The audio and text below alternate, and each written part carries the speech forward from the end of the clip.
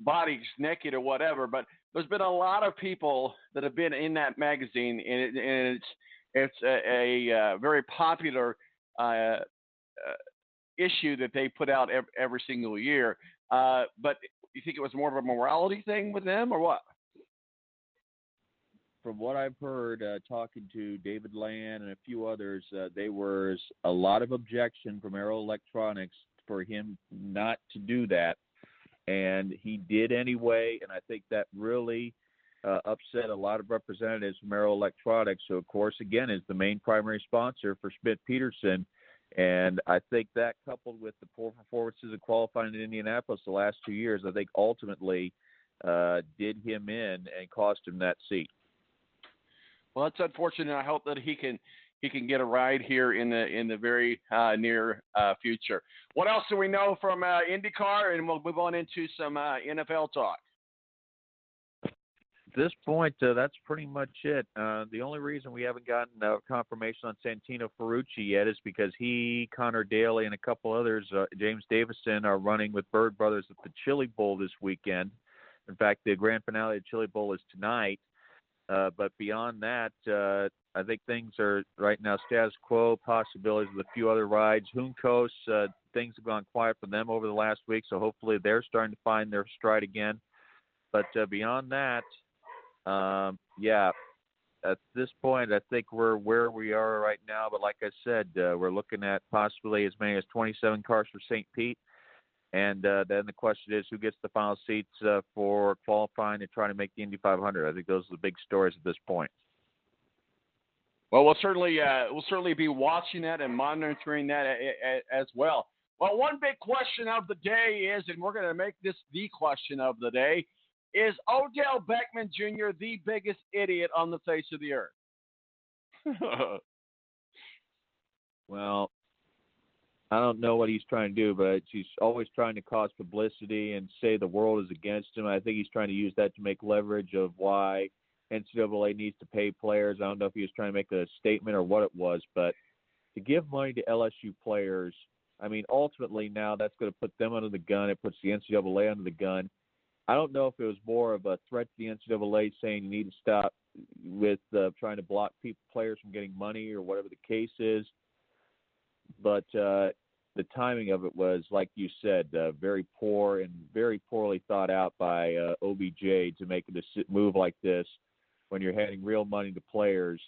I don't know what his thoughts are, but I'm guessing with the way that he thinks everyone's against him and the world's against him, I think what he's trying to do is he's trying to plot the NCAA, saying that they're wrong in preventing players from getting money in the NCAA. Oh, I thought he said it was fake money. Oh, and wait, there's more. There's more in the locker room. He's smacking a cop on the ass. That's not something you do. That's a big no-no.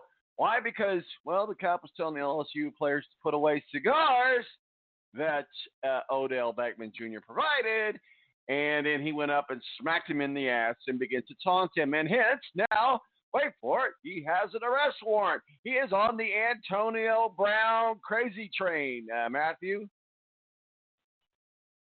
Well, that's going there. And then, of course, Drew Rosenhaus has ended ties with Antonio Brown as his agent. So I don't know what they're trying to do, if they think they're above the law or whatever the case is. But, yeah, the timing for Odell was a mess. But, again, it's like we say, you got that Cleveland Browns franchise, it's a mess. You got a quarterback that's out of control in Baker Mayfield. You got other players that I think aren't necessarily team players that you want to deal with. And I don't know how the coach is new coach, whoever he is going to take over and handle things. But good luck to him, because he's going to have a nightmare season, I'm sure.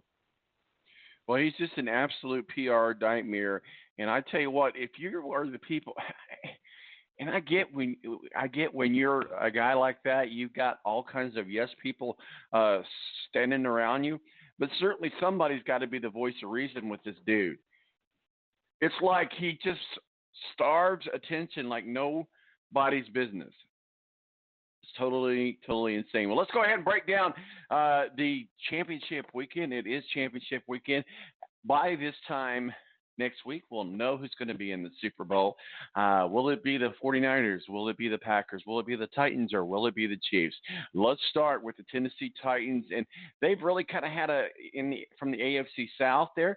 I'm kind of glad that we're not seeing a Texans Titans game. I think maybe the networks would have flexed on that game. Said, no, we don't want to play that. I'm just kidding. But I tell you what, I guess it's satisfying from the AFC South standpoint to know that hey, the Titans.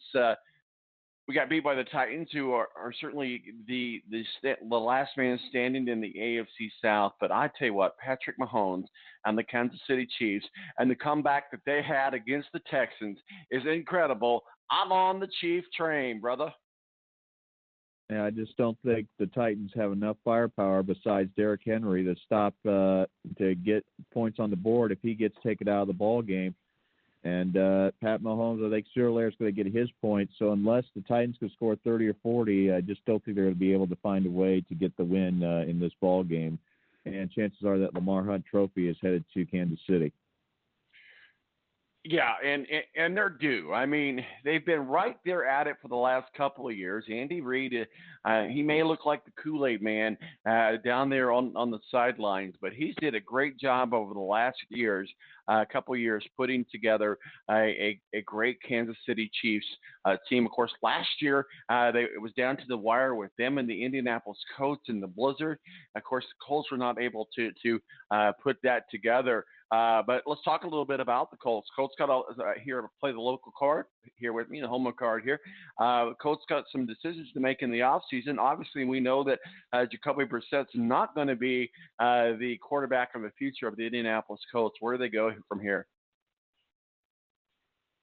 Be very interested to see what they do. I mean, they're not in a position, I think, to take a quarterback unless they are satisfied with Jake Fromm potentially being their pick. But unless they're willing to trade up, they may be sticking with Jacoby Brissett for another season based on what I see, because I think the top quarterbacks are going to go early, and I think the necessity that's going to move Fromm's name up the list. And I think you look at that from that standpoint, unless they're willing to trade up to try to get Tagovailoa, Herbert, or Jake Fromm, they may end up empty-handed as far as getting a quarterback. So the question is right now, head coach Frank Wright and the GM at Colts camp and Irsay, the owner, unless they're willing to trade up and, waste a draft for 2021 probably to get one of those top quarterbacks for this year's draft, they're probably going to be stuck with Jacoby Brissett for another year. That would be my guess. Well, they're going to have to do something, that's for sure. And I like Jacoby. I think he's a good leader, a good guy in the locker room. I certainly think that he has skills, but he's just not a franchise quarterback. And we'll see what happens. Of course, certainly there's been rumors that Tom Brady and Phillip Rivers, but all of that's just a Band-Aid. We need a new franchise quarterback, and I don't know that we're going to find that in the draft unless we do some serious trading up, which is not Frank Ballard's style. Per se, so we'll see what happens. Also play the home card with you, the Notre Dame Fighting Irish up there. Certainly a good game last Saturday against Louisville. Came down to the wire there. You're able to pull a win off against Georgia Tech, and then on, I believe, Tuesday, you've got Syracuse coming into the Fighting Irish there. Talk with us, bring us up to date with Notre Dame basketball. Well, the men's, I think, still are right on the brink of it, but they got to get something going if they're going to be talking NCAA tournament. They've obviously the third consecutive miss for making the field if they don't get in, and we're hearing rumors right now is Mike Bray, the guy they should be keeping at the helm. That's been my colleague Tom Noy at IndyInsider.com has been saying that's been a common theme during his chats with fans over the last week. And so be very curious to see. I mean, he doesn't know what the situation is right now. If Swarbrick would be willing to keep him around, or they're looking at other possibilities at this point. And then, of course, the women's team now 6-12 on the year. I mean, Muff McGraw's not getting fired or anything, but they need to find some answers to get this team back on track, because this is not a team that is used to losing this many games a year, especially on their home court. And as badly as they did to NC State when they lost by like 34 points. And then Notre Dame hockey, they need to find something that they could get playing in the last 10 minutes, because last night they had a 3-0 lead against Ohio State. They gave up 3 goals. They got 1, and they gave up another 1, and they eventually wanted to shoot out 5-4. But I think you look at that situation, I think Jeff Jackson needs to find some players that are able to give the final effort in the last 10 minutes. I think they have a Hobie Baker Award potential goaltender candidate in Cale Morris, but beyond that, they still lack the firepower, I think, to consistently put the puck in the net. And boy, it showed late in that game when they allowed Ohio State was out of it, and they let them right back into the hockey game, and they almost cost them 2 points. Yeah, absolutely. So we'll see what happens there. Let's break down what's going on the West Coast, and that's the Green Bay Packers taking on the number 1 San Francisco 49ers. I do like the Packers in this matchup, but I do know they've got their work cut out for them. This might be the year that the San Francisco 49ers return to the Super Bowl. Well, I think right now the sense of urgency is going to be there with Aaron Rodgers to have his best performance ever. Remember, he's 38 years old. You don't know how many more years he's got left in the tank or willing to give at this point.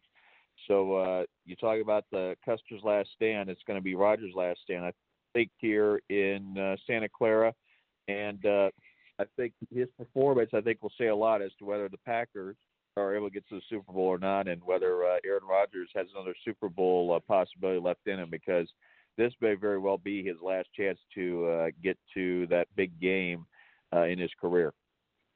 Are you predicting a near retirement for Aaron Rodgers? Well, he's struggled this year. There's no question about that. Yes, he's had his moments of possibility, but overall, the mobility to get out of the pocket when he's in trouble, I think, is not nearly as good as it used to be. And his arm strength, I think, is also questionable. And when those things start happening, that's what happened to Peyton Manning when he was in Denver. The questions of whether how much is left in the tank really come into question. So we need your Super Bowl pick. Who's going to the Super Bowl? I have Kansas and Green Bay getting there, a rematch of Super Bowl I, and Kansas City I think is just too strong. Kansas City will win. Oh, I think Kansas City will definitely win. They're definitely a Super Bowl pick for me as well. Hopefully you can join us for our annual Super Bowl show that we do every single year. You got the Pro Bowl coming up next week, AFC against the NFC. What are your thoughts on that? I think there's more firepower considering the teams that they lose. I think the NFC will win the Pro Bowl. But, again, the thing is, I don't know how much longer this is going to last. And then also you talk about the NHL All-Star Game also that weekend, and there's some bad press going on that one. So you wonder if those are 2 major events, but they could be possibly going by the wayside here in the near future. We've been talking with Matthew Embury, WSBT up in South Bend, our official IndyCar contributor. Matthew, one thing I didn't get to when we were talking about IndyCar is the Chip Ganassi Engineering Shake and Bake. I know Racer had a article posted yesterday about it. Talk to us a little bit about the engineering changes that Chip Ganassi Racing has made with their team. Well, I don't know necessarily who the individuals are, but it's clear to me that they are falling steps behind Penske as far as competitiveness. I don't know if that's got more to do with the fact they have the Honda engine or Andretti's gained a step and they've lost a step. But whatever the situation is, they certainly need to get going. And the thing is, though, I'm not so sure Felix Rosenqvist and Marcus Ericsson are the answer. I mean, you got a decent driver in Scott Dixon, but you wonder how many more years he's got left in the tank. And I still think Rosenqvist has a lot to learn on ovals, and the same goes for Marcus Ericsson on road courses. And until that changes, it could be a very long year, especially if Scott Dixon doesn't come up to the plate for this Ganassi team in 2020. Yeah, absolutely. We'll see what happens. Matthew Embury, we appreciate you joining us. If you want to stick around and talk to NASCAR with us, you're more than welcome. But you want to stick around or? Down on the cold bug today here, Tom, so it's back to bed a little bit before I got to get to work. But, again, follow me on Twitter at MATTEMBURY. Second phase for the Supercross ranks at Anaheim tonight. I'll be very curious to see what happens. Big emotional win for Ken Roczen last last weekend at St. Louis after all his injuries. And then obviously a battle between Austin Forkner and Justin Cooper at 250. So a lot to look forward to tonight when they make their return to Anaheim late tonight.